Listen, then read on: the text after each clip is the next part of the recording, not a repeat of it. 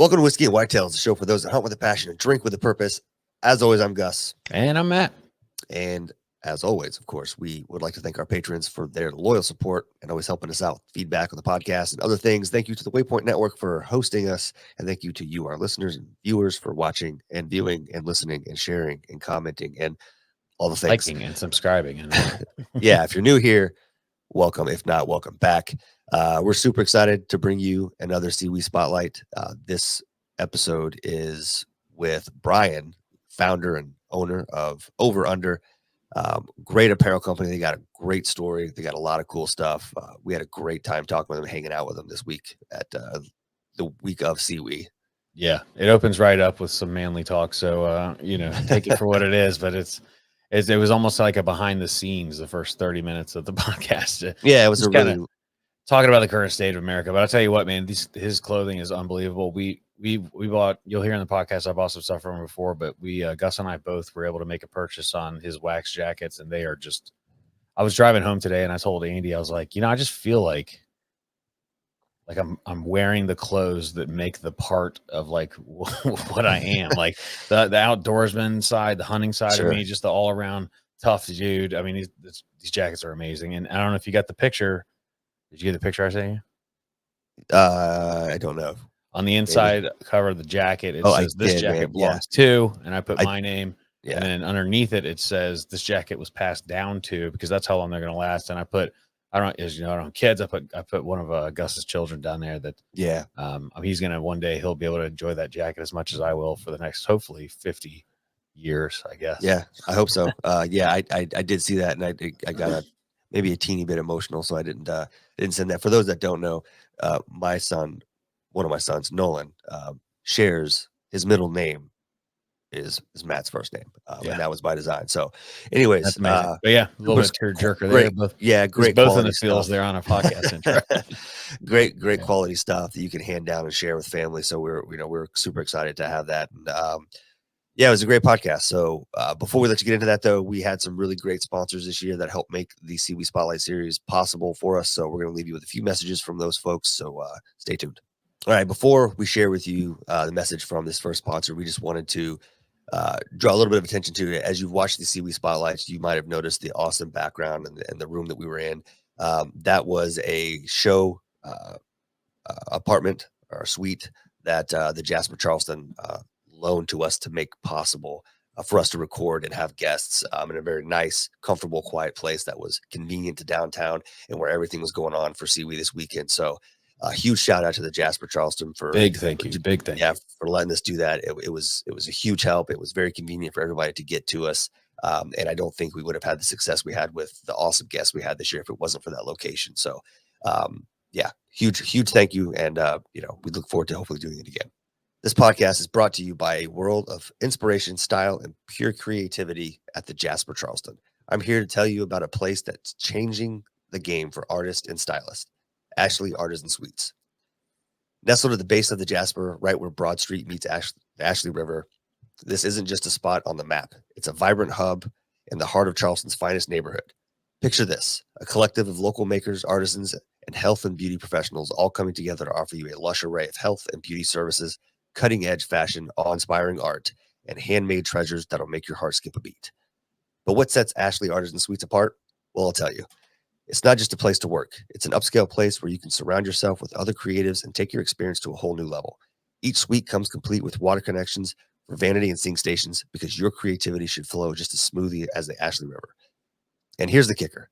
Fixed rent with utilities included, a reception lounge that's practically begging for brainstorming sessions, and a private lounge with a washer, dryer, and utility sink, and complimentary Wi-Fi to keep you connected to the world while you cultivate your business. It's time to relocate your business to Ashley Artisan Suites, the creative space for those with polished taste. It's not just a space. It's a community of innovators, dreamers, and those ready to meet their mark. Podcast is also brought to you by Tethered, which is pretty exciting. As most of you know by this point, I got into saddle hunting last season and didn't really talk too much about my setup because, well, honestly, I wasn't happy with it. I love the idea, but I just didn't experience all the things I heard fellow saddle hunters say. It seemed like I was missing something, mainly comfort. And I hear about these all-day sits being a dream scenario, and I wanted those things, but it just felt like my current setup was not going to give me the true comfort without sacrificing some of the functionality that I had. And that's when Tether stepped up in this approach and their innovative design. We met up with Tether at the Great American Outdoor Show, and I'm thrilled to tell you about the Ultralock and specifically the Ultralock SD. If you don't want to get all the pouches and extra accessories, but it's like Tether read my mind. So let's talk about the Ultralock links real quick. So I used to wrestle with the pleated saddles. You know, they flop around all at the wrong times. It's just they don't seem wide enough. There's a ton of problems with them, but Tethered reimagined the game with this expandable saddle body and Ultralock links. So just think about this: a saddle that moves with you while you're walking, climbing, hunting. It doesn't matter. The saddle expands out so much when you're in it that it practically feels like you're sitting in a hammock, and that's truly going to give you that all-day sit that you were looking for. But also the Ultra Bridge and the comfort channels, they're the unsung heroes of the saddle. With Tethered's patent Ultra Bridge technology, I've got nearly 40 inches of on-the-fly adjustability. Finding my sweet spot has never been easier. And these comfort channels, unsurpassed comfort with 7 different settings. I can practically feel the coziness just talking about it. So we're also going to give them a shout out for the good old USA. Tethered built the load-bearing components right here in the United States, specifically in Texas. Heck yeah. Crafted with care. So if you've been listening to us talk about saddles over the last 15 months and notice we rarely talk brands, it's because we haven't found the right one to truly stand behind. But I wish I had started with Tether. But even honestly, I probably would have ended up still buying this Ultralock either way this year. Gus and I both will be enjoying the comfort of the Ultralock all season. So look forward to us being pretty vocal about our new setup. And you can check them out at Tethered Nation on Instagram and look at all the people that are actually enjoying their stuff. And they also sponsored the giveaway this year at SeaWee, which a lot of people were entered to win, and we'll have those results coming soon. So yeah, think differently. Go and try out a Tethered next time you see one at the store. It's good stuff. Something that's also awesome and helped us out a lot at SeaWee was Burnt Church. So they have a saying, purpose beyond profit. What a great tagline. And it's something we fully understand around here. We've spent a lot of good money on hats and products like rock glasses and other things. Just they were not something we could sell to our customers, and we ended up eating it or throwing it away or giving it to friends. We want our products to be quality and serve a purpose beyond profit. So Burnt Church Distillery is located in Bluffton, South Carolina. And if you like going to distilleries, this is something special and very beautiful. Everyone we met that worked there is a stellar human. They make an incredible product. We always try to stay brand agnostic on our whiskey classes and just in general answer the question, what are some of your favorite whiskeys? But when you find a gem, you just have to show it off. So Burnt Church hooked us up this weekend with a bunch of whiskey to pour for SeaWee customers, and it truly revolutionized our event. Peter, the head distiller, was there all day and on Friday, spreading the good word about all that is Burnt Church, and it really elevated the experience having him there. The amount of compliments I heard about Palmer Stretch, Bluffton Whiskey, and Anita's Choice was absolutely amazing. We teach whiskey classes. We know not everyone is going to like what we like, but every single person we poured this for loved it, and many of them came back asking for more. Can you imagine being a distillery and having 3 of your bottles available at an event for tasting, and every single one was a home run? Absolutely incredible. Just great stuff. And we want to thank Burnt Church also for always being so supportive of us. Thank you to Peter for coming out and talking to our customers. That was amazing, dude, to have a head distiller on site at an event telling people about the whiskey that we've been preaching about for months now. Yeah, it's awesome. I love them all. Chris is an amazing guy. It's just everyone we've met from there is just, we're so lucky, team. Man. We have some amazing connections, and we've met some amazing people doing this. And yeah, we'll shut up and get into the show, but thank you guys so much for listening. We hope you enjoy it, and have a good day. Cheers and all that. Good. After that, we are recording. We're good to go. Mixer's going. Mixer's going as well. Yep. Awesome. Well, hey, cheers. I was gonna say cheers, guys. Yeah, thanks to Burnt Church for supplying us some whiskey. This is Anita's Choice. It's a 6 grain. One of my favorites. It's delicious. It's as far as locally made. I think it's one of the best locally made bourbons. It's got a little bit of a kick to it, just to let you know it's there. It's where I can put it so I can keep coming back to it. I don't want to put it too far away. I just hold it. I'm just keep mine right here in my hand. Get a straw. Just kidding. I don't know. I don't use it as my dad called them sissy sticks back in the day, and forever stuck in my head. Just had a conversation. Dude, I will never. You'd never see this guy with a straw. Same. Dude, my old man was like, "Oh, what's that? Your sissy stick? You mean cut your Big Mac in half?" Dude, age 6, father wound, done, no straw. That is so well. Just gulp it. This episode has to come after the Millers all day, because I literally just like 20 minutes ago I said, I was like, when I was a kid, my dad, I was always wondering why he didn't use a straw, and he said, all he said was, just doesn't seem like something a man would do. That's it. And I was like, all right, well. Then he said, it was probably, I don't know, guys. It's like, is your dad an asshole? Yes. Yeah. Okay. If he hears this, I mean, he's awesome. I love him to death, right? But I'm 44, so kind of come from that old school. He's a Montgomery guy, Montgomery, Alabama, and just was raised in the school of hard knocks. Like a lot of guys were that back then. You know? My dad was raised in Appalachia. It's just the way it is. It's like, look, but then it was probably 5 years later. I'm watching some comedian. He's like, you ever seen some just 6'4" jack, some bitch, badass looking dude at a bar, and then just grab a straw? He's like, I don't care how big you are. You do that crap. He's like, you just, my perception changes. I'll kick you in the kneecaps. I'll take you out, sissy stick. And so it's like 100%. Like, what was the other thing we were comparing it to?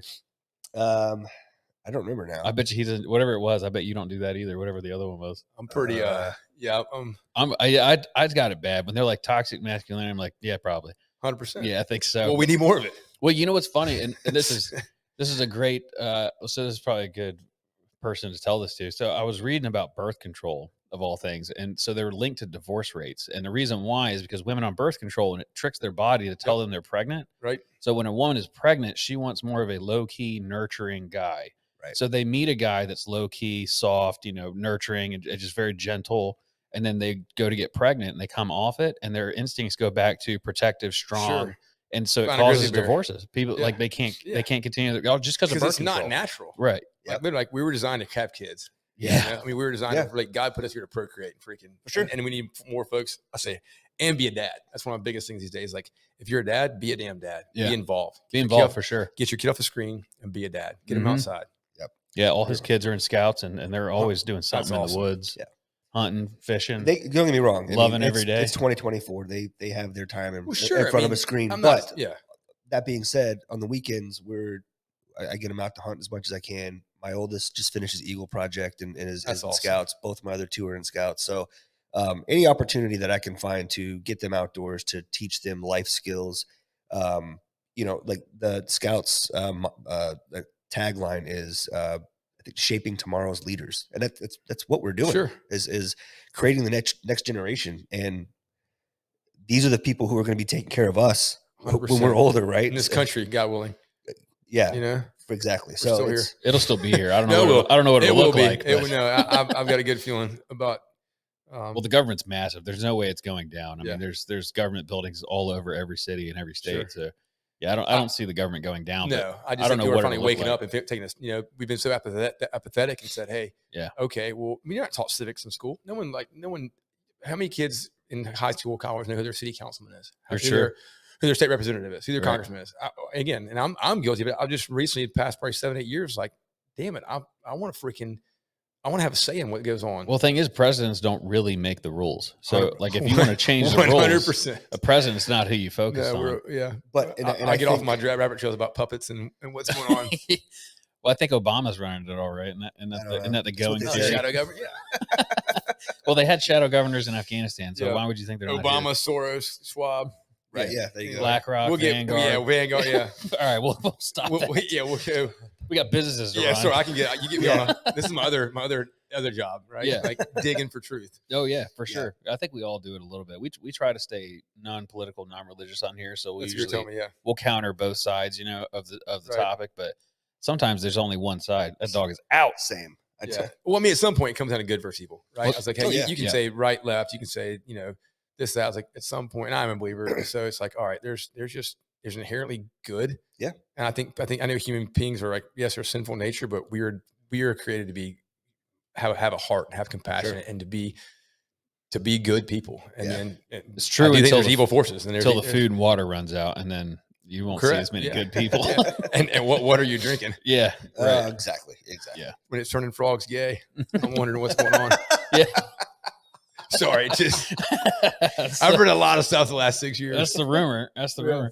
I mean, it turns out it is, right? They had those frogs that were Look, fluoride's just pumping in everything. Yeah. So we have got a Berkey filter at our house where my wife's like, nope, start off because I told you guys before, my dog got sick with cancer, and that's when I started digging for hey, what am I eating? What's going in my body? What's going in my dog's body? Same. Why is a flea tick and heartworm pill that I give my dog kill everything and it's fine? Yeah. Like, oh, it's a minor poison. I'm like, well, minor inconvenience. It's a poison. You're still it's You stopped giving it to my dog. I don't give my dogs that dog has had. You're getting vaccines here. That dog's had zero anything ever. My wife and I just said that you gave your dog a vaccine. So and it almost killed it. Good point. So I have a chocolate lab as well. Yep. She's older. She'll be 12 this year. She got we didn't know any better, just doing like Sure, you think you you're think told you're by supposed to somebody do. with a 8 years of schooling behind him that Yeah. says, "Hey, wow, this is FDA Hey. approved." Now I'm like, well, okay. That's my reaction now. She got her round of like boosters for 10 years old or whatever, and about a month later, I woke up to her like breathing really heavy, rapid breathing, and she convulsing. wouldn't get up. And it turns out she had some kind of, I can't remember the name of it now. Sudden dog death It was syndrome. it was more or Yeah. less. It was basically this autoimmune disease that causes inflammation and attacks her like joints and nervous system. And they did a bunch of blood work, gave her some medicine. She's much better now. But I was worried there that I was Yeah. going to have to, And again, I don't think anybody does this maliciously, right? I mean, no, of course they don't do you that. just don't But know like, any better. Yeah. Well, but when you true. But when you follow the money and you Yeah. see that, Yeah. hey, we can make X off of this pill Yeah. or this injection or this, and it is for right anyway. well, I'm like, as a fellow, well, to get it into we'll go a little more on target, but as a fellow carnivore eater, Yep. like you've clearly thought about the fact that it's Sure. the Food and Drug Administration. So why are food and drugs in the same category? Is And it what's- because the food's making you need the drugs, or you start to 100%. who knows, Who right? knows, I'm not right? saying that's And then what's what's going our on, you're but like a carnivore. What's the meat? Where are you getting your meat? What's Yeah. what's going on with now it? I get everything from cord raised, grass fed, grass finished, locally. Exactly. No added, no hormone. They don't put anything But look, in it. all this stuff we're paying more money for now. Yeah. Like organic this, right? I've Right. got 4 kids. My wife is like, we've got to eat clean. Right. But that's the way our grandparents ate 100%. because it's just the way it was. What's like canning is coming back now. 100%. And I remember canning as a kid with my grandma, and it's like, and that they would have their green bean harvest and can Yep. them all, and then you'd eat them throughout the year. But it's like we just got my mother-in-law got us a brand new canning setup as That's a gift awesome. for Christmas.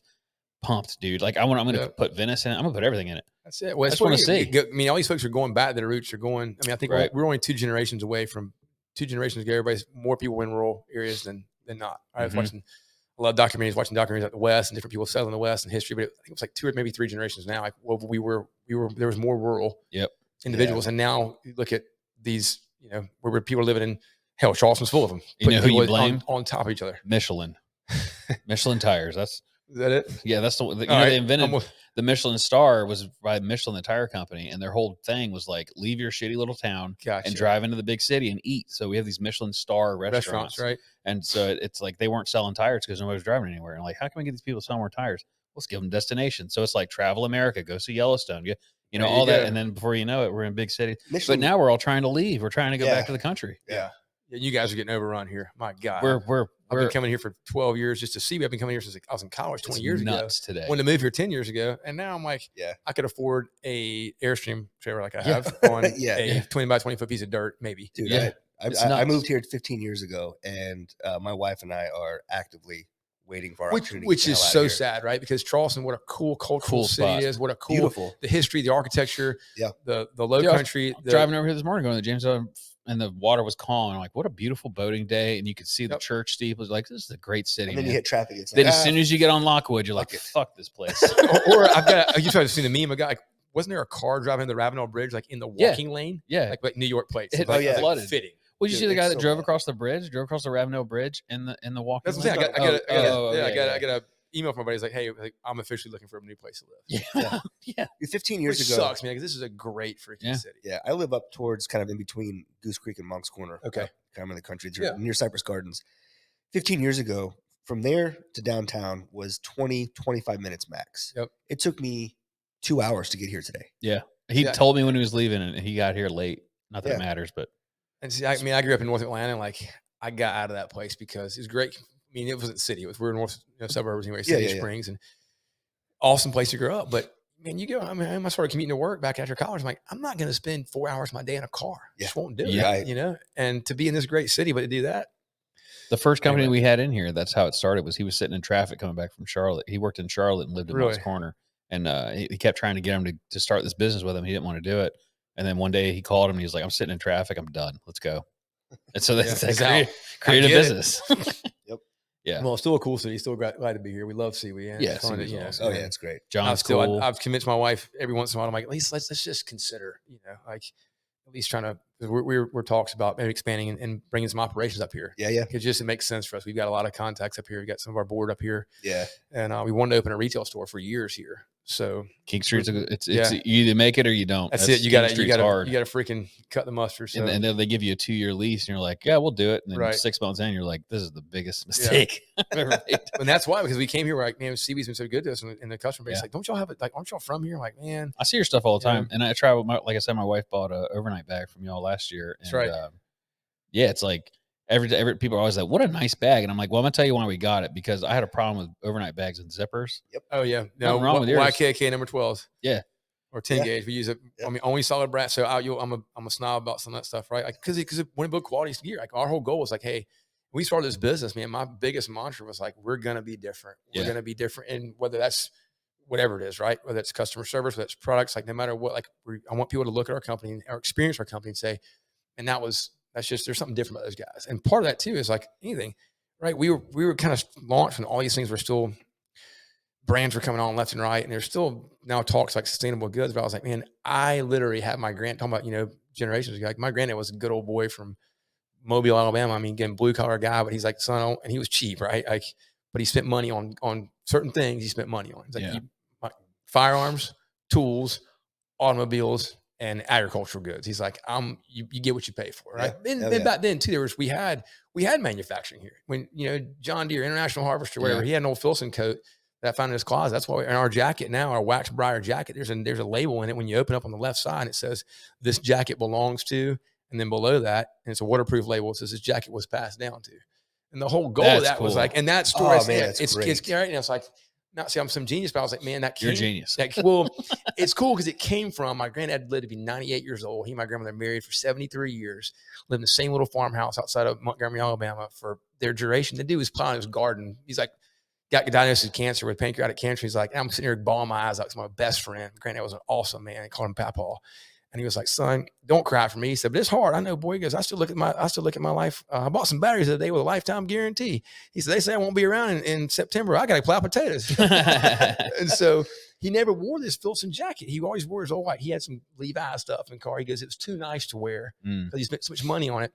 And when he passed away, I didn't even know he existed. Sorry, that's my point. Never knew that a jacket existed. He passed away, go in his closet, digging his stuff out. And we found his jacket. It has like 1956, like pheasant hunting trip with Lee, South Dakota. And he'd written cool. like in freaking, marker about it. And it was still there. You could read it. And I was like, man, that's awesome. Cool. Like this dude spent whatever it was. And he wasn't the kind of guy. I mean, Filson goods have always been, unfeeling goods, expensive, nice stuff. So anyway, at that point, I'm like, man, we've got to, we already do that anyway. We're already building some leather goods. I was like, if we're going to build something, it has to be heirloom quality. It has to be premium. It has to, there's a point where we may have a diffusion label and have more field gear for things because not everybody can afford a $400 gun case. Sure. And I want to be a premium brand for the everyday man. It's kind of a little, goal we have. But yeah, when you say, sorry, I'm getting off on this whole tangent about zippers, but my point being, like, right. I was like, I don't want some freaking, right. You know how it is. If the zipper wears out, you're pissed. I just spent $400 in this leather duffel bag and the zipper's crap, Yep. So anyway, there's been, and I will say, I'm a pretty transparent dude. There's a handful of things we've produced. So you're running a business at some point. You're like, well, and nobody knows what goes into this. You're like, do I do this or not? If I don't do this, I take a $40,000 bath on this thing, which might sink my company, So we have put out things before because of being rushed or because you don't have enough time for R&D that aren't what I would love to do, right? Like if I can produce goods the way that I can envision them and the way that those wallets are and our duffel bags are and our heirloom quality wax briar that is made in England from Scottish material from 120-year-old, mill, like that's what we're always looking to do. That's why our dog collars, we're like, oh, these things are awesome. Like, cause I wanted a damn dog collar that would freaking last and you could put it in the salt water, solid brass hardware. Your dogs are going to be hard as hell and stuff. And some people are like, man, this thing's like 8 years old and it's finally cracking. Like, can I get another one? Is there a lifetime guarantee? I'm like, I'm like, we want to be the best customer service possible. Yes. I was like, but think about it this way. If you wore a t-shirt for 8 years every day in the salt water and and never took it off, like it's going to fall apart. Sure. And they're not going to give you a new one. Yeah. Not going to give you a new one. We have it too. We have a lifetime warranty on a couple of our products but they come with stuff that doesn't have a lifetime warranty. They're like, hey, this went out. I'm like, well, component of how long do you have it? And they're like, well, it's been like a year and a half. Like, Well, that's a usable piece. Exactly. You know, but usually if they're nice, we'll probably hook them up. But like some people, like, this thing's a piece of shit. It only worked 500 times. Yeah, Like, you know, okay. yeah, human being. It's funny. You Yeah. run a small business, you get a good taste of yeah. of what I'm Good. like. Man, just like I would never do that to somebody. Just like Yeah. you know, like We've had people that won't buy because the shipping's $12, all the time. and it's like, I'll give you a free shipping code, and they're like, well, you should just offer that to everybody. I'm like, well, no, it's free to you. I'm still paying for And it. I said all the time, Yeah. I'm a firm believer in good old fashioned American capitalism. We are. Mhm. I love to give back. I love, you know, Yeah. that CB's not for profit. We're a for profit business. Same. I've got 4 kids. I've got a team of individuals. We have a growing brand. If it's too expensive for you to buy it, maybe we're not here for you. Right. You know, I- like I'm not. And I it's used a to great apologize output. Yep. and just I need to be done. Right? If you yeah. want it, this is what it costs. And I'm not like, here's out to everybody, like not by choice, really. I drive an 05 400 for a damn reason. It's Yeah. paid for. And I'm not, you know, Over Under is a growing brand. We've done great. I think we've been very blessed and fortunate. But I think a lot of times people think that these brands are just, you know, oh, you and Over Under, you must have a 60-foot Hatteras and a house in the Bahamas. We Like, get dude, that too. we freaking bust our ass. You want a We grind business? it out. You're a billionaire. It's like, Yeah. You And don't your know money, anything. and if you're making money, guess what? You're growing a business. That money's going right back into that business. yeah, 100%. You know? This Yeah, is we don't take a paycheck at all. Yeah, we we put it haven't all back taken in. a single dime from this company. But see, nobody hears those stories, right? No. Well, I say nobody. They do. I told the guy over here, good buddy of mine, guys, hook you up with him because he's a, you know, veteran, like I said, Green Beret medic, and he knows my whole story. We're one of my best friends, and I was like, man, nobody really remembers like my first sea week here when I was on a 10-foot tent and a 6-foot card table, and Yeah. my tent. Just before I had a tent for you, I had bought this like $500 commercial grade tent with my logo on it. Right, Right. I'm here for an hour. The winds are whipping on Burtle Bank. The thing just collapses, just Yeah. Chinese pot metal. Just I'm like, that's awesome. I've been here for an hour. My freaking Yeah. setup's already toast, you know. But to get here, like, yeah, I worked on a worm. I was unemployed. 08 crash hits. I was freaking. I bought a few duck boats, flipped some duck boats. My wife's working. We're married. I was just telling them how, you know, kind of a story about like, the cash to keep going this thing. I worked on a worm farm. I always met Dumb and Dumber. It's like, we got, but that makes no, sense. it's like, and you know what I was doing? I was helping shovel worm shit. It's Uh, become a great fertilizer for like organic, like, Yeah. Yeah. so I was working, I do little construction jobs. Like, dude, you just do whatever it takes, right? What do But no worms eat? one, so we had to have some kind of like big food. They'd be in this big container. They have whatever, some like meal, basically just soil. But what they do, they have so much sex, they produce extra excrement, and that excrement's their fertilizer. So you literally are just like, wow. putting worms into just to hump all day long. And then Yeah. you're getting the worm castings. And you've got to literally put these giant containers in bags. This dirty work, freaking running. Wow. Yeah, Does it smell like shit or no? yeah, it's a pretty bad smell. I'd come home, like I was getting paid $12 an hour. They're like, you know, it's cash. They're like, we got to put you on payroll. It's going to be $12 an hour plus tax. Like, Ugh. this is back, like, I think it's 2010, right? I'm like, I'm good. Yeah. Like, you know, I think that's what I was making I've in got all I can 2010, get, you know, $12 an hour. so- Yeah. But point being, right, is like, that's where, you know, these guys, they hear my story 100 times. My guys work with me. I was like, guys, man, 08, 09, like it took my dad out. Like it took this country was in the crapper for a while. I was like, I got this idea, but I was so poor, I never even noticed that it happened. yeah, like I was married and I just bought a house in Jacksonville, Florida, where my wife, I'd moved there, never thought I'd be a Floridian resident, but I moved there to marry her. I get a job with a new, like, you know, construction company. They were going to build churches. Like this cool mission. I'm like, okay. And then the 08, 09 crash hits. I had bought a home, got my first like big boy job. I guess first or second anyway. Point being, the banks crashed a week after I bought my first house. And I was like, Sick. this is awesome. Yeah. Fannie and Freddie. I'm like, and then my boss brings me, he's like, hey, we don't really have any work coming to the door.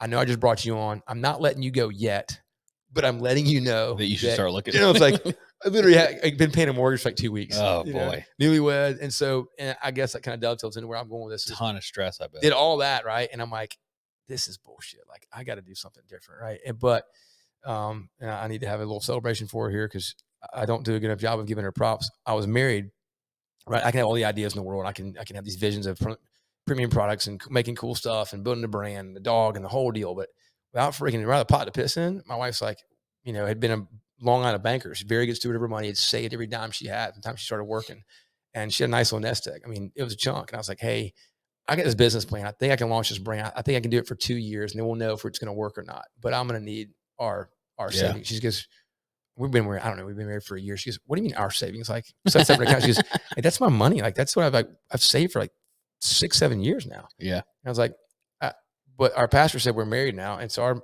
money. Yeah. And I'm not a greedy individual, but I was like, what's this? And, you know, I'll say it. She didn't worry buck. She goes, I trust you.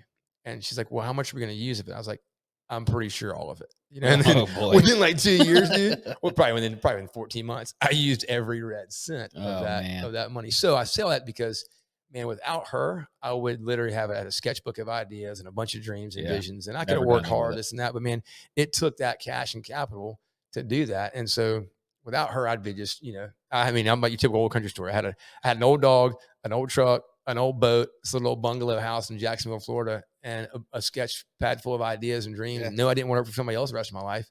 But if she hadn't said, I believe in you, I trust you, young, and also we were talking about earlier about masculinity, she let me be a man.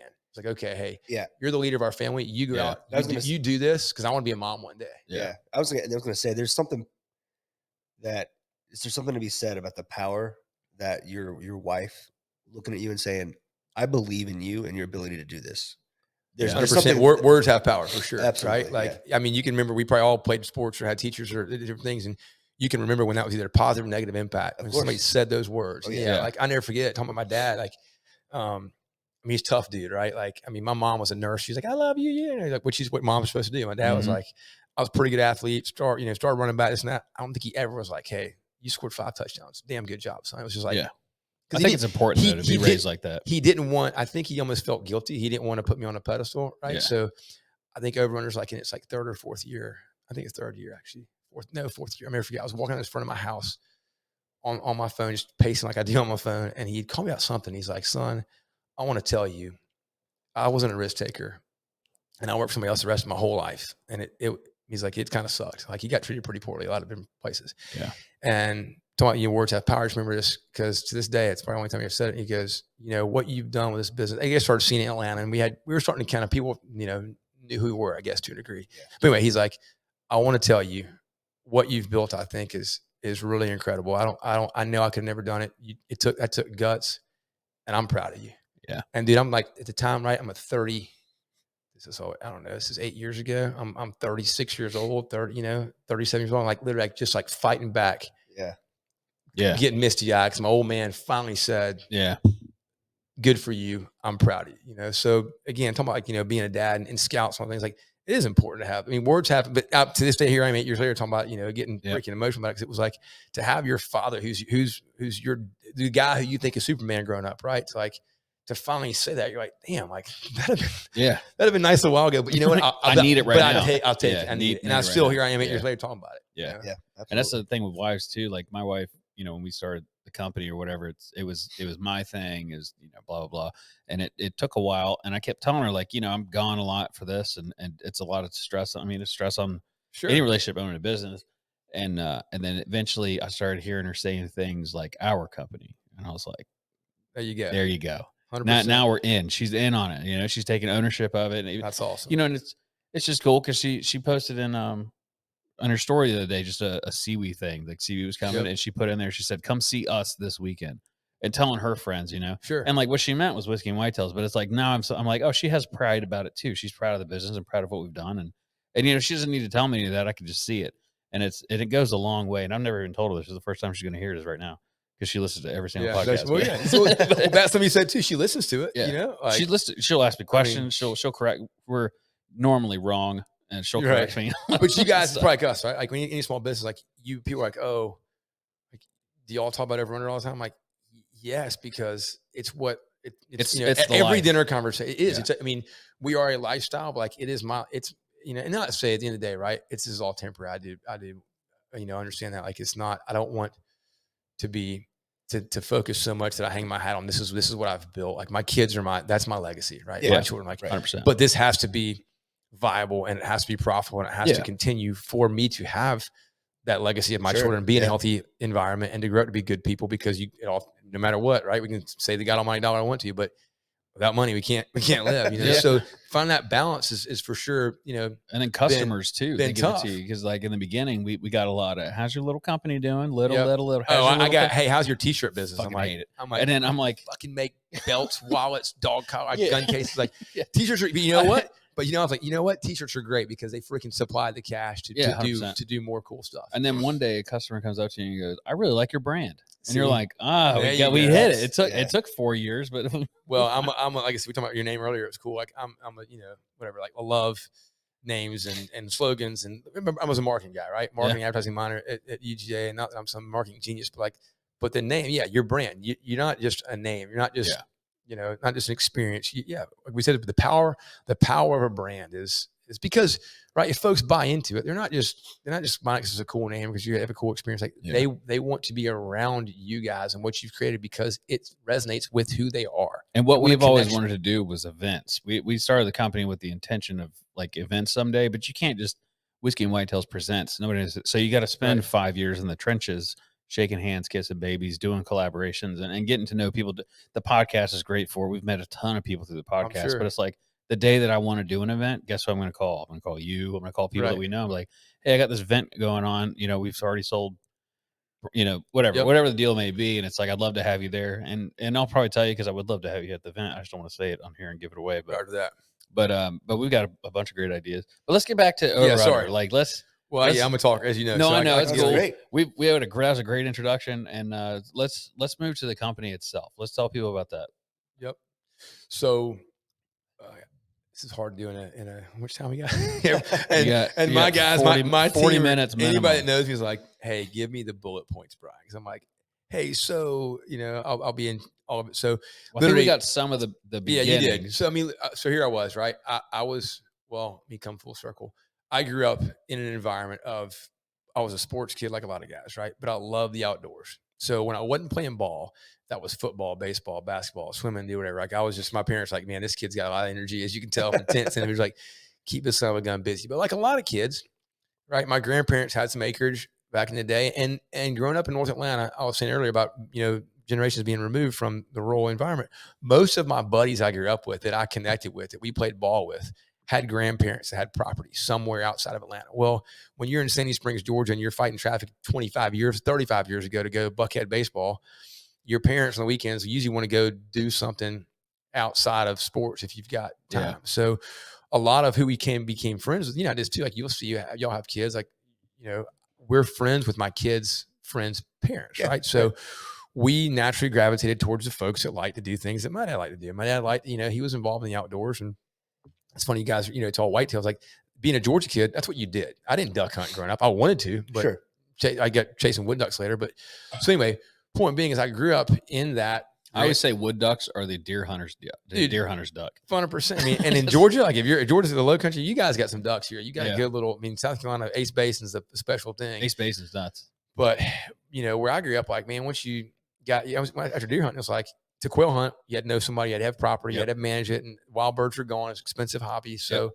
anyway, but point being, I did get to grow up doing a lot of that little stuff. I got a taste for all of it. And it's funny, there's not like one thing I love. Everybody's like, what's your favorite thing to hunt? I'm like, man, if it's got wings, I want to shoot it. If it's got antlers, I want to chase it. If it's got if it gobbles or makes a bird sound, I want to freaking talk back and forth to it. Like I love it all. I love when you can be with somebody. So that's where I kind of got so involved in duck hunting and got a retriever. But point being, back to the whole deal, is I grew up in getting a firearm in my hands, having a little 410 at a young age, just like any boy, right? We talked about earlier, like same thing. Being a dad, like every kid wants a Red Ryder BB gun when you're freaking 5 years old. You just like, you want one. You want to. Every boy wants to go out and freaking be. And shockingly, none of them put their eyes out with that thing. Yeah, there's a great book called Wild at Heart, and I remember reading. My wife actually, when we were dating, gave it to me, and it talks about boys at a young age, like don't curb that want to.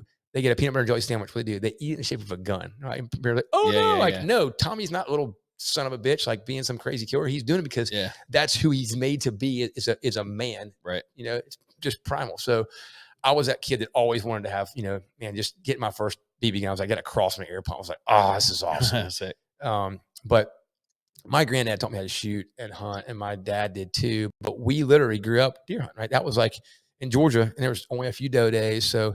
That got I probably went deer hunting, I don't know, 15 times before I freaking saw a deer, right? Like walking around in Texas steer boots from Walmart, some gray jacket. I'm like, they're going to see me, Dad. Then my guys all the time, this is before you couldn't buy camo. Like it wasn't a store that, you didn't have Academy Sports. You didn't have Carhartt jackets and jeans. Like when I got like a sportsman's guide, or like, when that thing came up, when I ever found a place to buy, I'm like, oh, like my first jacket. So you're earlier, like this Browning jacket probably cost $250. Like when I was in 7th grade, I was like, this costs more than my, my first paycheck back in the day, but so we got toted around doing what Dad wanted to do, hunting, right? So did all that stuff, got to college, and had dogs growing up, had an English setter. He was a bird dog. We didn't really get to use him a whole lot. Got to crow hunt a little bit, duck hunted here and there. And like I said, I played sports my whole life. So I was always just ball, ball, ball. But if it wasn't ball, we were hunting the weekends. Had a buddy of mine, my best friend, his granddad had 280 acres south of Atlanta, hour away. So we were the only kids on the football team that were able to leave football games Friday night and go and hunt the weekend because he knew we didn't have to go back to the locker room and have the after speech because he's like, you guys are actually being involved in the outdoors. Talk about you're in a healthy environment, good for y'all. And so we went hunting. The only rule was Mr. Roberts, 89-year-old man, he made breakfast, lunch, and supper for us.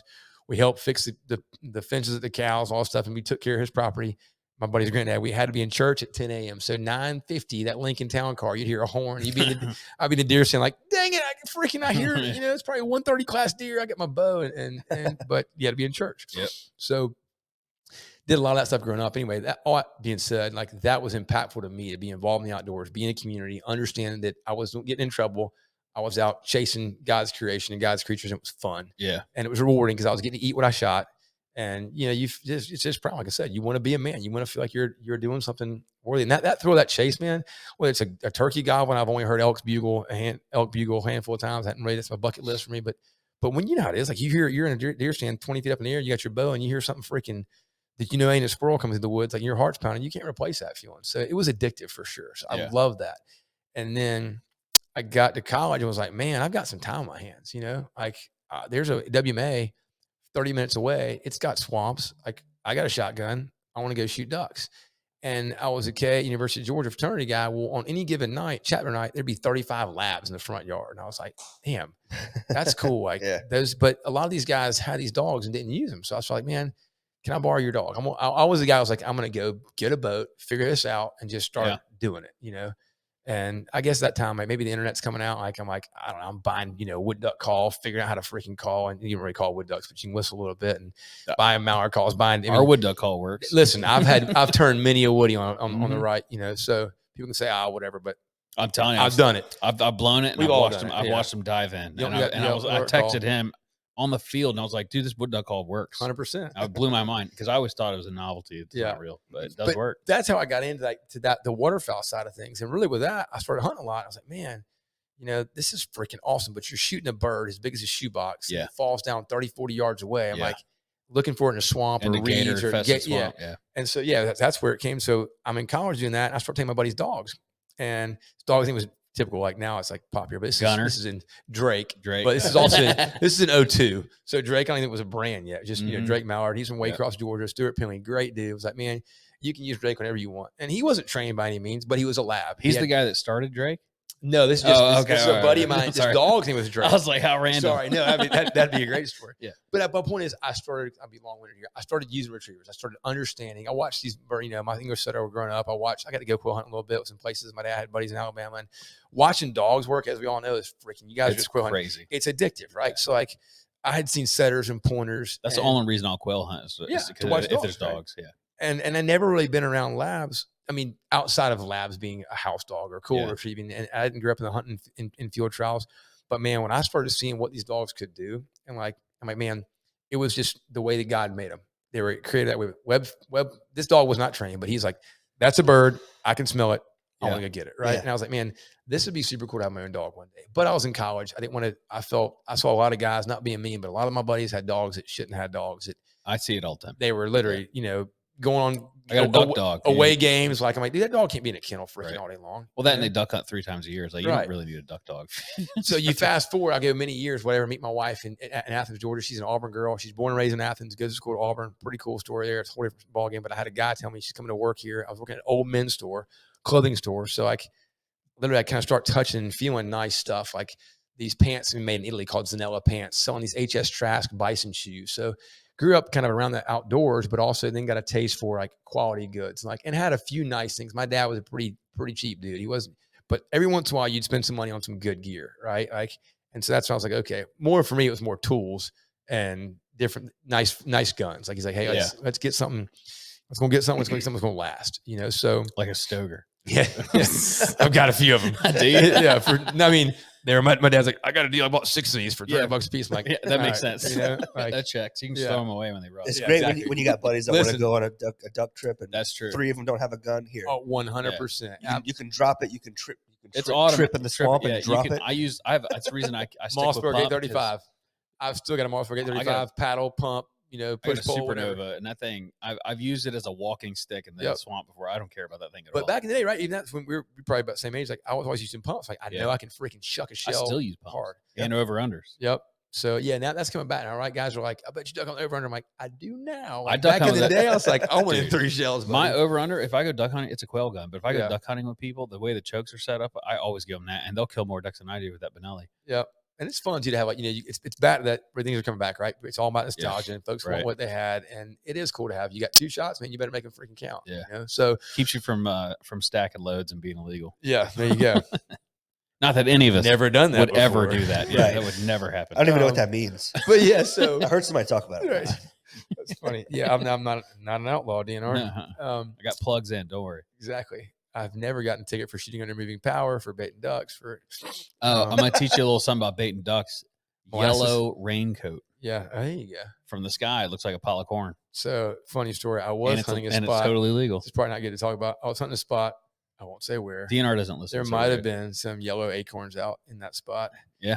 And I get to the boat ramp first. I get my spot first that I had seen yellow acorns out there, golden acorns. And later on the boat ramp, my buddy, our guy, actually just started. I gave him a koozie. All I started was a koozie over under. I'm like, hey, he's like, were you that boat? You're shining me off. I was like, yeah. He goes, you know what's back in there? I was like, yes. Yeah. I was like, how do you know? He goes, I'm a naval pilot. He flies choppers. Oh shit. He'd been flying over that around spot, looking. and he'd He's seen it, scouting. and he knew exactly it was a son wood. of a It was a bitch. wood duck hole. And it was, Way to use government money. so, to yeah. shoot. Now, well, he and I are buddies, and he's got Fraud, some waste, good. and He's abuse, a bro. Louisiana guy. I'm and gonna he's freaking. He's I'm gonna on report his ass for Yeah. fraud, waste, and abuse. Oh, that's right. He's like, so he found all the spots to hunt on Yeah. the coast by flying shot. Smart. Like, you know, we got 3 hours of patrol. Let's go look for, and they'd Smart. find pintails. Man, Dude. they'd figure it out. I'm like, man, you guys are cheating. Like Google Earth's one thing. You're freaking like, Yeah. your lives just Step burning above. burning tax dollars to go Yeah, find, you know, 100%. get where they're at. Well, they got to get flight hours, so I get it, but Yeah. still.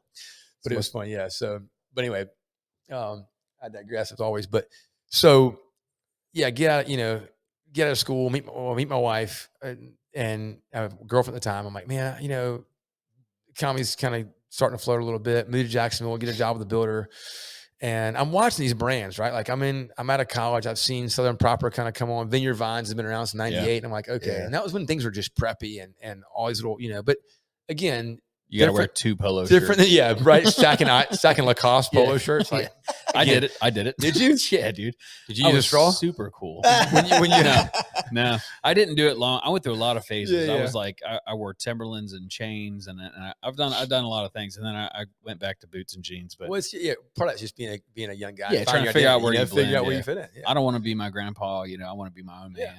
And Then you Well, no, realize, listen, I saw a lot of dudes realize with my good looking grandpa was chicks right. on their arm with two polo shirts on back in the day. I was dude, like, same. That's why I did it. And I was like spiky hair. I used to cut my hair short and I'd bleach it and then grow it out. So I Really? had frosted tips and I'd spike it like. but again, the Sonic term, Hedgehog. even that term, frosted tips. Like, I know. I've used that so many times. But look at you. What's cool is you're here talking about it. And you're just Yeah. like, you know what? I did it. It was stupid. So- I'm glad I did it though, because now I know that I am who I am. Right. I is who I is. Yeah, that's funny. I used to tell my dad, I'm a Frosted grown tips. ass man when I was 17 years old. Did you? I was like, I'm a grown ass man. And I remember going to my grandpa's house and my grandpa was like, what the fuck are you wearing? Well, he didn't say fuck. He don't cuss, but he was like, what are you wearing? And then my dad looked at him and said, it's just a phase. And my grandpa was like, And I was like, no, it's not. This is who I am. What are you talking about? It was a phase. Oh, my granddad was the same way. I had my hat on backwards sometimes. He goes, boy, Oh, yeah. No. turn that damn hat That's- around right now. You'll And- never see me with a backward hat. For the No, same I do reason. it. So I'm just like stressed out, turn around. I'm like, I can literally hear Yeah. that man's words in my Yeah. head. Like, I used to do this. When I met my wife, that's how I wore my hat. I don't know what she saw in me with a crooked hat, but it might have been what got you. Crooked could've hat, been. frosted tips, and double Lacoste. could have been. I was out of the frosted. I was buzz cutting back That's then. that. But yeah, I always wore my hat a little to the right. That's and, funny. Yeah. Stupid. Well, but yeah, no, I was so yeah. Well, funny talking about that kind of stuff. My wife, I worked at the men's store. She thought I was like, I say men's store. It's old traditional, like you're selling pants and suits. Yeah. I did it because I'll be honest, I was bartending with some buddies of mine that started this great bar in Athens, and our goal was, well, they owned it. I had one of my best friends this day, John Haynes, freaking awesome, dude. From Cornelia, Georgia, and I come home I graduated. I go to Australia, New Zealand, and Fiji for 6 months. So I'm like, you know what? That's cool. I saved $5,000, and I'm like, I'm gonna go travel. My dad's like, what are you gonna go find yourself? You know, Tuesday, you asshole. Yeah. And I go, Yeah. no, Dad, I know exactly who the hell I am. I go, I don't want to sit in a cubicle for 40 something years Yeah. like you've been doing. So I'm gonna go freaking have some fun. Yeah. Go experience different part of the world, you know, different hemisphere, and go live and just do it. And me and 3 guys in Savannah. It was great. Dude, rolled in there, flew in. This is before cell phones. Like we didn't have a phone. Didn't know My what you're buddy doing. literally packed the night before. He goes, do I need a jacket? I'm like, it's August, which means it's cold in Australia. It's the southern hemisphere. It's opposite of us. The toilets go the wrong way, and so I was the like, dude, temperatures. I got you. He literally packed for a 6-month trip the night before. We bought a book called The Lonely Planet. We're like, we're just flying to Sydney. We're going to figure it out, you know? We roll into Sydney. We're sick as hell. What year was this? This is 2003. Wow. And we're there for like 2 weeks. So over there, as backpackers are so popular, you buy a car. You go to this place in the red light district called the King's Cross Car Market. You want to go experience, go to King's Cross. Everybody over there there's all Germans. Japanese culture is big over there. They love to travel. There's no Americans. We met 0 Americans over there. Everybody hated us. Yeah, I'm sure. They're like, you're freaking. Because when Bush was president, like, oh, you wankers, you started a war. And I was like, no, we didn't. And you're over there, World War II champs. Totally did. And now I'm like, I almost went and fought for that bullshit. We killed everyone. Like, yeah, we like, oh, war creates money. Like it's creates a big pride, business, yeah. banks. Yeah, I mean, literally, I didn't realize that when I joined the army. no one did, dude. My wife broke up with me. I submitted an application the next day. I'm like, I'm going to fight. I'm gonna go freaking right. You're 23 years old. Like, I'm gonna go be a man. And literally, my buddy who just dropped me off, like I said, was a Green Bay medic. I was like, dude, thank God you didn't, because now you know what. Not thank God, but dude, I was like, I regretted it for so long because I felt like I didn't do my duty. Well, I'm like, I can have a bigger impact here with guys now. I feel like. Well, what I tell him is like, community. think of how bad of a dad you'd be if you had PTSD running around in your brain. You're all better off not doing it. Which is super sad, right? Like we got guys. It's a whole other rabbit trail. So. Yeah, let's not do that one. So bring it back up. Yeah. Anyway, so I don't know where I was. Right, we're gonna gonna go fight for my country. You were talking about buying a car. Buying a car. Okay, I got way off topic. I mean, Australia bought an '83 Nissan Patrol, and I grew up. I grew up working on shit, and so my dad's like, I mean, my guys like, my buddies, 3 guys in his van, like, when it was like, it was $1,800, which. We paid $2,800 Australian, which at the time our money was worth 2 to 1. It's like, yes, it's $2,000. Like we had to pool our resources, right? I remember my biggest mistake. I remember I went to Bank of America banker. Like I didn't have a banker in college. He's like, you're going to go work for 6 months in emergency situations. You need a credit card. I'm like, I do not want a credit card. I'm like, I know me. I do not want. That's the worst advice you can give. And he's like, and so I had no credit card. I had what I had. I'm like, I'm gonna make it work, which is an even better story. Because at some point in this trip, I get stuck in New Zealand because I gambled all my money. And how much did you go there with? $5,000. You can't do that today. And I had It'll cost you $5,000 to get there. My buddies in Atlanta were like, "You're gonna do what?" I'm like, "I'm gonna spend less than you guys are at the bars in Atlanta in 5 months, and I'm gonna go live because our money was worth 2 to 1. I live with Aborigines. We freaking did you really? Did you get to see the cave paintings and stuff? So went to Uluru, drove our truck to the Rock, and it's middle Australia. Fake highlights. Desolate. Yeah. But what a great dude! Australia, New Zealand, and Fiji. And New Zealand, talking about like an outdoorsman's paradise, like I did not know what it was back then.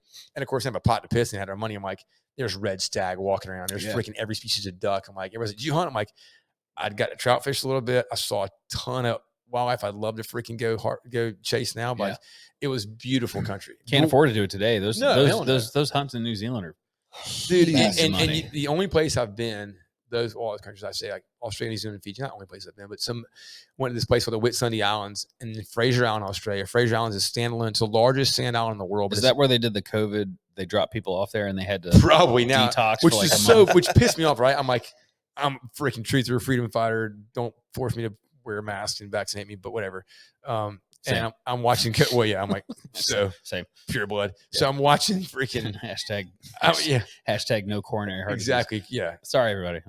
No, I mean, trust me, we'll get off. I think they know at this point, though. Yeah, it's like, a 22-year-old had a heart attack on the basketball floor. I wonder why that happened. It's normal. Sure, it is. It's happened forever. Yeah, forever. Very common. Don't follow the money at all. Don't do your own research. You're a conspiracy theorist. Yeah. Which that term. All right, Alex Jones, calm down. Yeah, exactly. So anyway. New Zealand. But yeah, New Zealand, dude, only place I've ever been like with a postcard. I guess Lord of the Rings is going on. They filmed the final episode. Yeah. You got to go to the red carpet. I got a piece of the red carpet. Sick. And like cool. Christchurch, like, which is, I mean, just whatever Hollywood, I can't say Hollywood, but it was just a cool thing to be a part of when it was going on because that scenery and that countryside is exactly the way it looks. It is Yeah. freaking those Majestic. fjords. And when you see just what like North Island, South Island, and what it looks like, Australia was awesome, beautiful, but similar to America, westernized, the East Coast anyway. Like kind of had a ball and got to do some really cool stuff. New Zealand was just its own. Just had its own heartbeat for sure. Had its own culture. Had its own. Yeah. But just the, I guess more because the wildlife, like right, being like an outdoorsman and a hunter. Like when I got there, I was like, man, what was I thinking? Like I got to buy a gun, Like we didn't have time to do that. So still, but I saw some really cool stuff over there. I saw a brand called Rod and Gun, which actually is here now in the States. Yeah. And I remember I was like, that's awesome. It's like a mix of Orbis, Filson, and LL Bean with a New Zealand twist. And I was like, I found the store manager. And again, I'm just traveling. I'm like, Yeah. I need to be a sales rep for you guys. You need to be in South Carolina, Georgia, Tennessee, North Carolina, Virginia. Like this, it's a pointer. I'm like, your brand resonates with me. It had moleskin pants. And at this point, I've seen, I've worked in the men's store. I've seen nice stuff. I've grown up hunting and fishing. I've seen all these things. So the point is, all of this to come full circle, it's kind of cool because my whole life experiences were really a culmination of what kind of launched this brand. And I don't just like, I'm not just a duck hunter, I'm not just a deer hunter. I don't just like, flats fishing. Like I do, I'm a guy that loves it all. Like, just give me something to do that I can do outside and I can chase this. Or that's why I love flats fishing, because you're literally hunting for fish. When you see a redfish tail 20 yards out and the wind's whipping and you're in front of a boat and you're like, I got to freaking put a crab fly in front of this freaking fish's mouth in the wind with a buggy whip in the wind, but you can see that tail. It's like, you can see that 140 class deer walking in with your bow. You're like, you can see him man, shaking when his can head. I draw just right? Right. So like all of that is, whether it's whatever it is, that's why people are like, what's your favorite? I'm like, man, just get me out there. Just get me outside. Yeah. So would you get the name over under where that? So great question. So literally, right. So fast forward, it's 2009, about to be 2010. Economy sucks. All these things have gone on in my life. I read Southern Tide's story, which is funny. Right? They got their start here. Like Southern Tide, literally Greenville company, but Dumas and Sons downtown. Yep. First store that bought, I think they bought 72 polos like a weekend, and they sold like all 72 pieces. So I dig into this whole Southern Tide story. I'm like, man, this dude's freaking like 25, 26 years old, created this company, great revenue. And from what I hear, what I read, because I was a KA and he was a KA at South Carolina, and it's like, hey, there's a story in our KA alumni newsletter. And I was like, man, the hell am I doing building not great buildings, nothing cool, just mundane work for somebody else when I've got a dream and a passion. My dog's in the back of my truck, and she literally back in that truck, like big old barrel chest. I say this all the time, and her tail's sticking out. I'm not kidding. Like that post she had, I was like, it all kind of clicked. Like from Rod and Gun, from my granddad putting a 410 in my hands to all of it. I didn't have a name. I mean, that's where I'm going with this. I drew the logo. I'm like, all right, I got this logo. I got this, and I'm a visionary, right? So in my head, I'm like, I can see polo shirts, I can see gun cases, I can see all these pieces that I want in the next decade. But I knew I couldn't like. What you say before? What's a brand, right? Yeah. Like, okay, how do I like? So in croquis, I'm like, croquis are popular. I'm like, I can make croquis, I can make koozies, but that's one thing. I was like, in my head, I'm like, I can see all these things, but what is it? So I'll be 100% honest. I was working on all these different names, right? And when Southern was everything, I was like, I don't want to be Southern anything. You had Southern Proper at this point. Palmetto, I almost canned this whole thing, y'all, because Southern Marsh, they're great. These guys are great brands. Southern Marsh, Southern Point, respect those guys. We're friends in the industry. But Southern Marsh and Southern Point literally had launched. And I already had the name at this point picked out. But even with my name, I was like, man, there's Southern Proper, Vineyard Vines, Southern Marsh, and Southern Point. I was like, literally, I mean, I have no job. I have a sketchbook full of ideas, building a website by hand, because this is before Shopify. There's nothing. I'm like learning how to write. I don't know how to write code, but I had to figure out my church, like figuring it out, doing all these things. My buddy sends me a picture of like Southern Point story. I'm like, it was kind of so similar. I'm like, I'm done. I'm finished. Like, what am I going to do? But my point being in all of that, like, I had a buddy at the time, Dan DeLoach, super good dude. Need to give him credit because he was my buddy Australia. Like he's who I traveled to Australia with. There was me and 3 guys. He's a Savannah guy. And we had 4 of us. So we had 2 tent mates. Dan was my tent mate the whole time for like 6 months. Like we literally had my buddy Guy and Daniel. They were in one tent because we started camping out because we had to save money as we're staying in hostels. We're like, we're going to be out of our $5,000 money real quick. So Dan and I are thick as thieves. Great dude. And he's like, man, I don't want to, work the rest of my life either. Like for somebody else, I want to build this dream with you. I like what you've got to say. I like your ideas.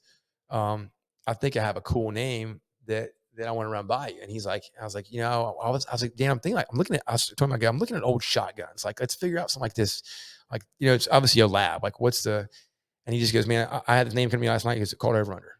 I was like, and so, I mean, literally, I'm a visionary. Like he says it. I'm like, I got it, dude. I was like, I said, plus nobody really knows and haven't done a good job of it. And that's the goal is in the future to kind of really build this brand in the direction we want to, because it is about a true lifestyle brand and being a 4-season brand. And with that, yes, the name Over Under has some details I'll go into about it, but Over Under Shotgun. But when he said it, I was like, okay, dude, over the dog, under. I was like, but I'm a product of, like, he loves to fish too. I'm like, I'm a hunter, but I'm also a waterman. Like, I love those things. Like, man, if we can build this the right way, I want to be able to produce goods that are over land and underwater, and drive all of that together. Yeah. Plus, labs are water dogs. But really, the idea behind it for me, when he said it to me, I was like, okay, that scroll, you see our name, and there's these little scrolls next to it. Well, that comes from that filigree. And you look at these over-unders of when they first came out, it was a tool for wing shooting. I was like, okay, we got to produce goods, right? That have a function. Now, wallet's got to work. Zipper's got to work. Jacket's got to work. It's a functional tool. But as much as an over-under was a tool for wing shooting, when they became popular after John Browning invents the superposed shotgun, which is the first over-under that was invented, they started having really detailed scroll work and art scenes. And they were better choice woods, better metals, right? So I was like, okay, I'm a designer. I'm a hands-on guy. I want to produce things that are functional, but I want to have the design elements like an over-under shotgun, because they were a tool for wing shooting. They were also a work of art. They were aesthetically pleasing. So if we're going to produce clothing and gear, let's make it functional and hardy and cool, and it works like an over-under shotgun. It's got to break open. It's got to eject shells. You got to be able to load it and shoot it. And it's got to be able to, the cheeks got to be right. Whatever you're doing, it's got to be able to be swing and to be balanced and weighted. But at the same time, you look at those guns, you're like, man, what a beautiful piece of artwork. So like, that's what I want to incorporate into our clothing and gear, was those design elements. So as much as it was a tool, it was also, just attractive and pleasing to the eye. So that was the goal. I was like, okay, with that name, it can be so many different little double meanings here. But that was the kind of goal. And I've had a lot of folks that have been in branding before and been around apparel or different businesses. They're like, man, that's a killer name. Like you said earlier, y'all's name. Like, I don't know why it wasn't taken, but you think about over-unders, all I knew was gambling back in the day, So anyway, that was really being a duck hunter and like waterfowl guy getting into it. Yes, people are like, well, an over-under is really used for upland birds and grouse and quail and chucker and sure, but back in the day, what did folks use a lot of? And then now, as we discussed before, you see a lot of these guys younger than us that are like, man, I want to go back to my roots. I want to grab an over-under shotgun. I want to. The duck woods, bow hunting too. People are going trad bows now. Dude, I'm going back to, like, I've always wanted to get into just. I shoot barebow anyway. I can't wink my left eye. I shoot left-handed. So I'm a whole different. I cannot wink my left eye. My dad was like, "You got to fix this. I got to shoot twice." Shoot. If you don't shoot twice, shoot open eyes, right? But so shooting a shotgun's no problem. Shooting rifles like left-handed, but shooting a bow. So I started shooting barebow just instinctively.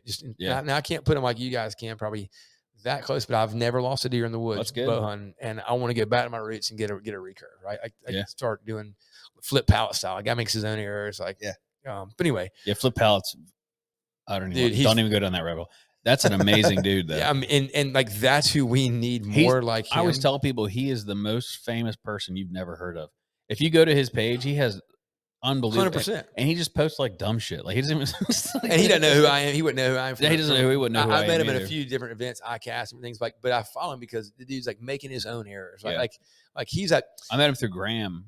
Owns Frigate Reserve. Oh yeah. Well, he's a big frigate guy. Yeah. And but you talking about earlier, like, men, like that's guys we need. You said never heard of. We need more folks knowing about him, because that's what I hope we get back to. So his Instagram's like Flip a Lot or something like that. So you should definitely look into him if you're here listening to this and you're wondering. Because I watch him, like, he's got. And again, being a Georgia guy, moving to Florida, like, you hear this term Florida cracker, like those guys from Florida, man, like back then, he basically invented saltwater fly fishing, right? Like he's a pioneer for it, but he just also was making wing-bone turkey calls or making his own errors. Like that old, I give Florida a hard time sometimes. Like those old Florida cracker, like Florida Cowboys, like they know what's up, man. Yep. So name came from that, right? So like that was the whole goal, was to be not just a fall winter brand over under, but also the design element behind it. And again, so that's when I was like, all right, I'm gonna start hunting over unders more often. And it was actually, being a guy years ago, I was like, give me every shell I can get. Give me freaking, like my buddy John Haynes mentioned earlier from Cornelia. I used to say, I'd be shooting freaking ducks back in the day, like 3.5. It's like, people like, what the hell are you doing, dude? Like shooting wood ducks 3.5. Yeah. And I said, John, you shoot 3.5. He goes, you know why I shoot 3.5 horn? Because they don't make fours. Yeah. And so now, like, but it's changed, right? You've got Migra doing freaking these super cool stack loads. Like people are shooting sub gauges are all the rage now. I shot, you know, Andrew Beam? I do not, but he's country music artist down here. You'll meet him. He's next, but nice. He got Migra gave him all their turkey loads over a year ago. Oh wow! Like and we prototypes. We filmed a whole video with Rob Roberts, chokes and everything. We filmed a whole video, put it out, and no disrespect to Migra, I get it. You want to release stuff when you release it, but yeah, they weren't too happy that we made a whole video of it. But he reposted like 2 weeks ago, and they were like, I don't want to say too much, but anyway, they're in the NWTF right now. Well, they came out. I guess they came out with a load this morning or yesterday. They posted it, and I think that they just wanted. They didn't want to spoil the thunder. Yeah. But it's like, dude, the best thing you can have on your side is somebody else promoting your stuff. So it's I don't know. It was a weird situation, but the loads shot amazing. Like, it's not going to stop me. And again, the guy that drew it, I have a Migra hat. I wear a Migra hat. I met the voice. It's super. They gave me a box probably a year ago, and I was like, it's like I like things that work. Right? Yeah. Like anybody who takes the next level and goes, you know what? Like you always ask, like, why did things? That's where I came from. Like, why did you build a belt, Brian? Why did you make a wall? I was like, you know what? I did it kind of out of necessity. Like my belt. No offense, but I brought it from. Well, I won't say, but I'm gonna buy a belt from you tomorrow. But a competing brand, on my list. and they're all American made. They're all Amish made. They're freaking awesome. But I bought a belt because I bought an expensive leather belt. And it was like starting to peel and crack. It wasn't like it was real leather, but coated. And I was like, man, I'm gonna just make my own. You know, I had a really cool front pocket wallet from buddy's. I was a groomsman in his wedding. And it was a good design, but it was shit. It was made in freaking who knows where. And I was like, all right. So a lot of this stuff kind of came from like, yes, I wanted to be my own boss, have my own business and create cool stuff. I was like, man, I want to make something that actually works and lasts. Yeah. And so that was what's cool about the whole, you asked about the launch. Like I was like, well, I don't know how to freaking talk to somebody in South America or overseas. Yeah. That's scary. That intimidates the hell out of me because they just don't know what kind of control you're going to have. So and it shows up and you got 1,000 pieces of shit. Exactly. And that was so that's what really, you asked about kind of the brand, the name, what launched and the initial piece of it was like, man, I was like, we're going to be American made. We're going to be 100% American made. And I almost freaking lost a business doing this because I pushed it so hard. Yeah. And it's so hard to find. It's sad. We could do a whole podcast on American manufacturing and textiles and what's happening, what's going, but it doesn't exist anymore. Yeah. For the most part, there's pockets and it's coming back. But I tell everybody, man, I said, guys, it took 20, 30 years for it to be, gone, decimated. So it's going to take some time but it's not just like tomorrow, but you talk about a country that we were built on all this. Like, I mean, the Carolinas are textile industry. Like, so I found my wallet manufacturer partner now, like, I found them on page like 9 of Google, that's what, so when people are like, hey, who makes your wallets? I'm like, hey, go figure it out yourself. Like, like this is sourcing is freaking tough. That's one of the reasons people ask, like, who turns your game calls? It's like, well, he's a 1099 employee and I'm going to leave it at that. Yeah. I'm not going to go into, like, last thing I need is you doing what we're doing. You taking up his bandwidth and him saying he doesn't have enough time. Right. Or taking and copying it and then going and taking it somewhere else. And we've been copied on a sure. And that's, again, like I met a great guy years ago with a store called Mass General. They're a really cool company out in North Carolina. They're a retailer. We try to work. So I'll get this. We're going back to our roots. Like we did a C customer for sure. We sell e-commerce. Like we got it. It's 2024. You got to have a website. You got to do all that. But what built this business for us was the retail partners, and like wholesale put us on the map. So folks, it said, hey, I'm going to take a risk. I've got a brick and mortar. I've got a small business. And when Amazon's just kind of coming on board, I was like, man, I don't even, how do you have, because if you have e-commerce, you've got 2 separate companies. You've got an e-commerce company, 100%. You got a wholesale company, and inventory and stock. And it's a whole, we're doing the whole revamp now, but for 2024, 2025, we've said, because we've had some issues for sure. I'll be honest, like delivering to our retailers. Like there's a lot that goes into it, from cash flow to creating your designs, to having things be timely. And once you go overseas, you're kind of dependent upon your manufacturers, So we're trying to keep everything we can that we can make, that we can be profitable on. Can't lose money on it, which we did for years, like making goods in America. Yeah. If we can do it and for a fair price, we're going to tell everybody, like, we're going to make everything we can here, man. If we can do it, by God, you better believe this guy right here. Like, I bleed red, white, and blue. I'll freaking do whatever it takes. I love this country. I love what it stands for. I love what it was founded upon. But if we can't, global economics exists for a reason. You've got to figure out where to make things that you can actually grow a brand. Yeah. But I sell it because for our focus the next 2 to 3 years, like, let's really go back to wholesale. Let's put it on the shelves and do it the right way and let consumers go to these stores and put their hands on it and get Yeah. behind the mom and pops that are building this business, that are specialty retailers and that are folks that want to tell the over-under story, because we can do it online, but again, man, you buy something online, like you can't touch and feel that bag that your wife bought, or the leather, the quality of Horween leather that we use, or the solid brass. Like when you can put your hands on it, that's a different story. And so that's kind of the focus. I got really e-commerce focused. I'll be honest, like for a couple of years, I've got a great leadership board come together going, hey, let's kind of really hyper focus this brand on where you want it to go and what do you want it to do. And that is literally in a world of of Amazon Prime. Like, I'm like, man, let's go back to the wholesale. And there are places like Public Square, which is awesome. Public Square is a great new platform. If you guys have heard of it. I've heard of it. Met those guys, Junior's behind it. A guy named Michael Seifert, awesome individual. He's like, man, I'm so tired of freaking Amazon owning the market for crap that people don't believe in. Like, this is a place that believes in God first. Human life has a value to it, and we're going to give people that are want to choose where their dollars go, a place to put their goods. So I do think those places have a great platform to say, hey, we have a choice now. So I'd love to have our goods on areas like that. And we're going to have, we're still going to have an e-commerce platform. We're going to have our stuff on the website. We're going to release small goods or small batch items, but I really want to see us grow our retailer base and which is kind of opposite. People will be like, what are you talking about? It's 2024. People want to buy things online. They don't want to get out and go do stuff. But since COVID, dude, people want to, I want to go, I don't have time, but if I want to go buy a $400 jacket, I want to go put it on. I want to go make sure that the zippers are good, the snaps are good, how it fits me. I specifically told her not to buy. I was like, don't, because I didn't know anything. I was like, please do not just go buy something. I was like, at least like run the zipper up and down, make sure it's good. Because I've heard of you before and I've seen you before at Seaweed, but it's like, I've noticed a different, and I don't mean this in any negative way, but I've noticed a difference between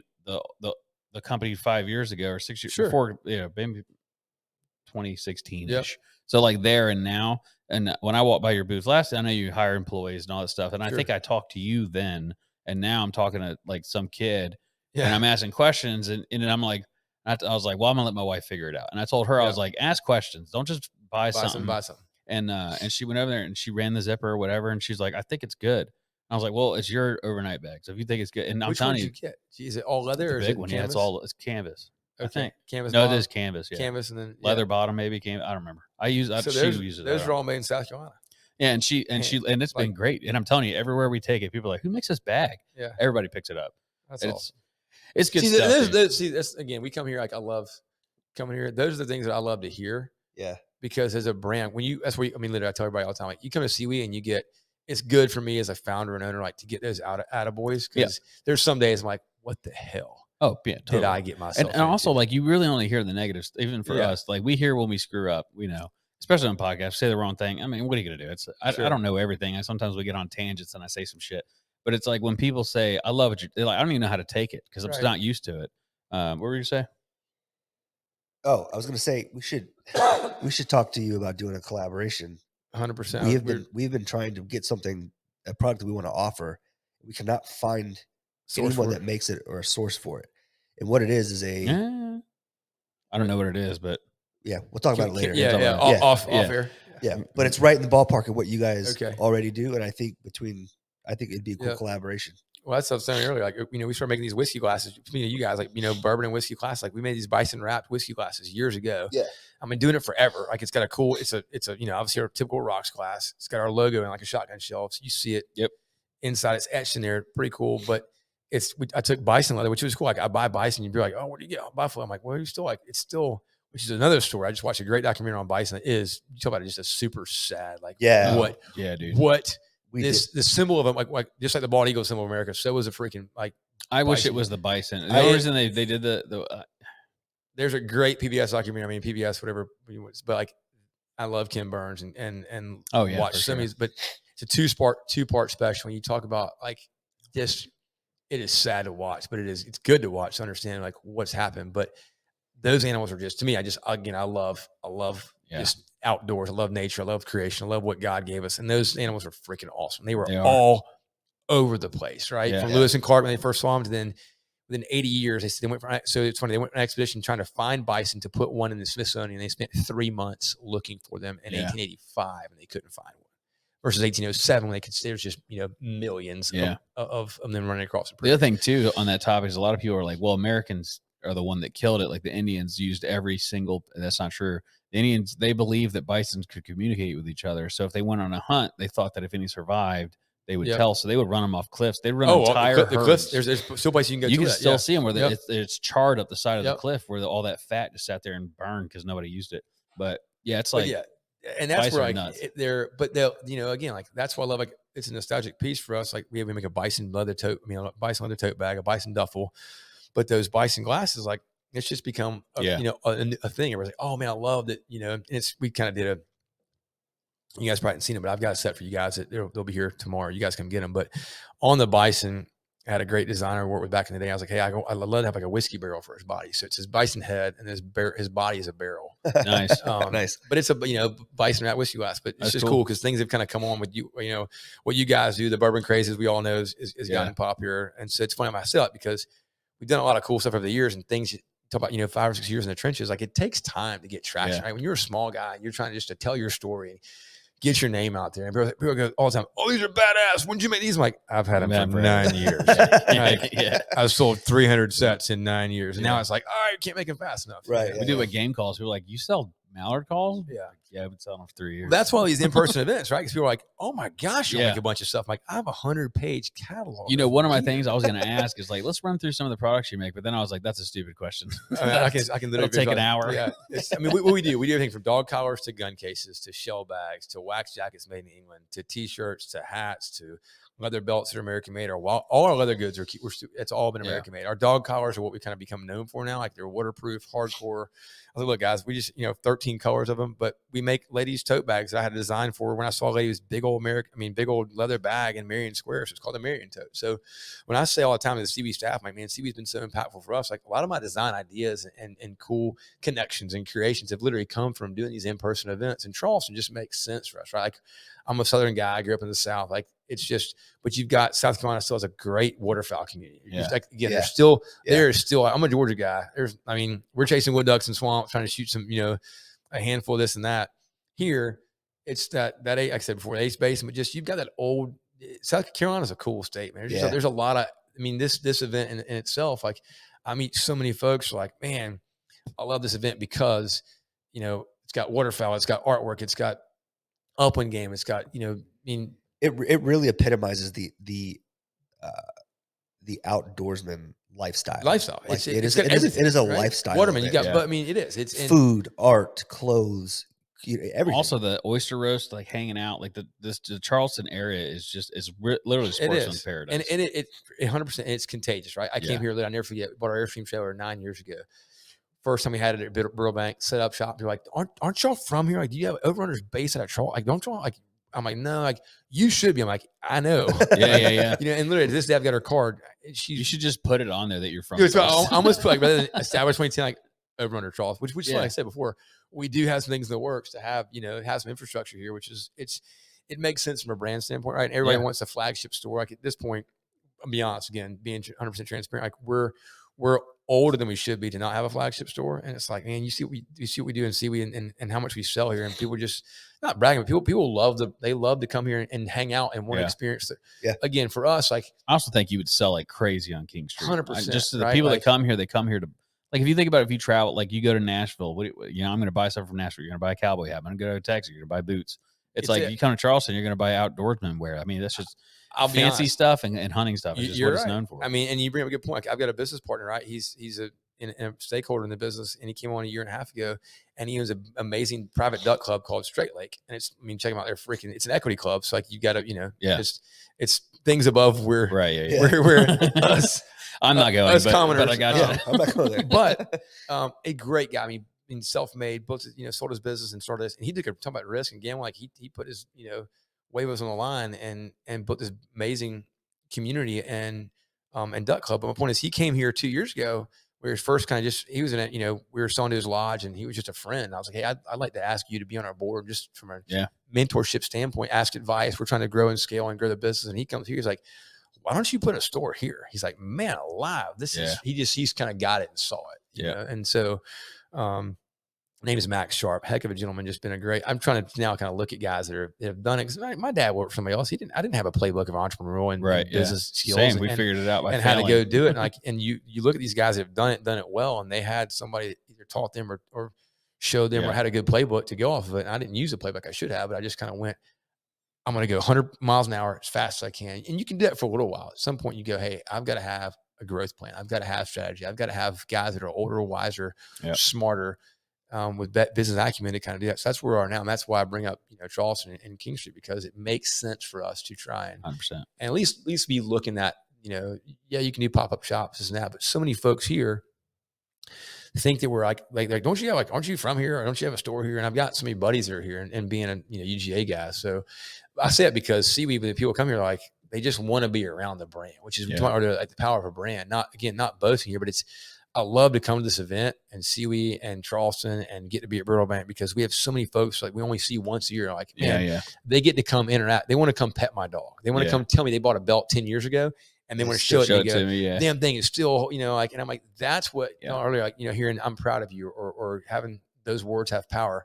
For me to be here and to hear, hey, I bought at this local store, they're we love shopping them. They're great people, or, you've been working with these guys for years, or I heard your story through somebody, or saw your dog Pat when she was dying. You came on Instagram on the kitchen floor, sobbing your eyes out, saying, hey, the end of an era is coming on. But those are things that, I mean, right, like you guys, like we're all regular dudes that put our pants on one leg at a time, like everybody else, have a passion and have an idea and chase it hard, and a little bit more drive than the regular guy. Correct, right? And I think, and I've got a little bit more because I've got 4 daughters, and team. I say not you guys, but just in general, a team full of guys, and I want those guys to have. It's probably just a stepping stone job for them at some point, but like some we can make a career out of it. But it's like, hey, I want you to at least be a part of a business that you saw was passionately led, and had it, and also it wasn't just about the bottom dollar. We had to give a shit about creating good gear, but also about customer service and creating.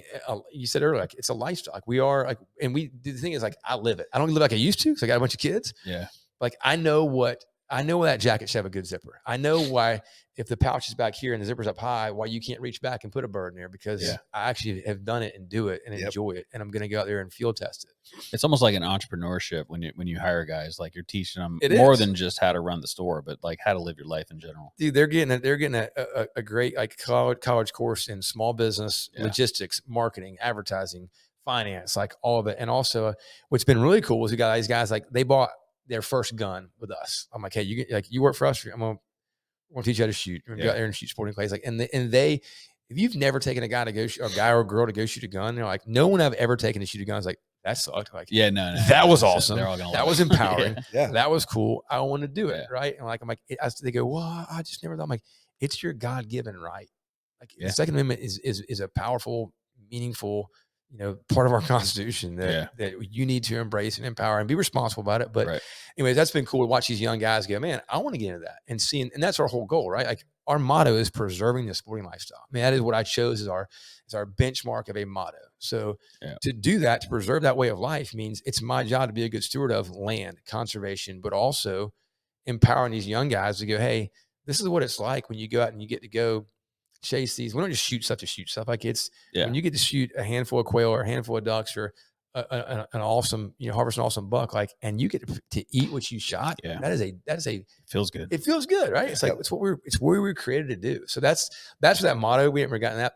That's where the motto came from. I was like, man, like, I want to preserve this way of life. And that coincides with conservation. That coincides with being good stewards of the land, but it also coincides with taking the next generation and teaching them. Like, my 100%. Goal in life is to literally have like a over under, like, summer camp, or like camp of like, hey, I want to get dads, daughters, dads, sons, mothers, sons, whatever that is, like, and say, you want to go learn how to chop wood? You want to go learn how to change a tire, shoot a gun, clean a deer, sharpen a knife? Like, let's have the over under freaking lifestyle camp, and let's teach you how to use your hands again, because so many folks want to go, I'm going to Google this and make a phone call. Like, we've gotten away from actually doing things. Come out here, no straws allowed. No, there will be no straws, and you will not wear 2 polo shirts. All right, man. We just did more than an hour or so. Sorry, No, you're good, dude. It's great. We got to do this again. This is a good conversation. We like you're simple-minded. No, it's just cool. Similar-minded. Like-minded. No, so like-minded. we're going to be up here more often, so for sure. And I've got some good. I need to get some guys we need to hook up with and connect you guys with. Yeah, too, because and even if we're just hanging out, we're always down for a good hangout. Yeah. You guys are right. I love it. You're right here. Yeah, So, right I here. mean, you're close.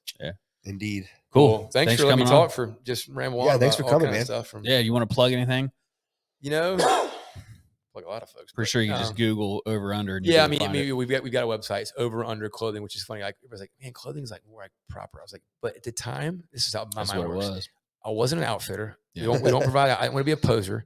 Over Under Apparel. This is where my mind goes. Over Under Apparel. I know it's pretty easy to spell, but human beings in general and Americans have gotten dumber by Yeah. decades. Like Yeah. America Pete years ago. I was like, and also what's the domain, right? It's like we're looking at it as a brand standpoint, kind of go, hey, I just want overunder.com, but that was vacant. So so again, being long-winded here, Over Under Clothing, but also, man, if you guys hear this and you are in small town, your town, big town, whatever, like we're literally going back to our roots and looking at wholesale and saying, hey, we want to put goods on shelves. We want to build businesses back to where people are shopping by, going in the store, saying, hey, trying things on, and the small business is what built our brand. I mean, I'm not gonna say, just disregard that. We went from 8 accounts. 20-piece order isn't enough for me to take my time. And so I will say this too. We were in Charlotte, North Carolina 12 years ago. I had 8 accounts out of the back of my car. I'd sold to, right? One peddling goods, like, hey, I got this stuff. Like, I would go set everybody's little account up. And I went to this men's show. It's called the Men's Apparel Club of the Carolinas in Charlotte, North Carolina. I had no idea what to do.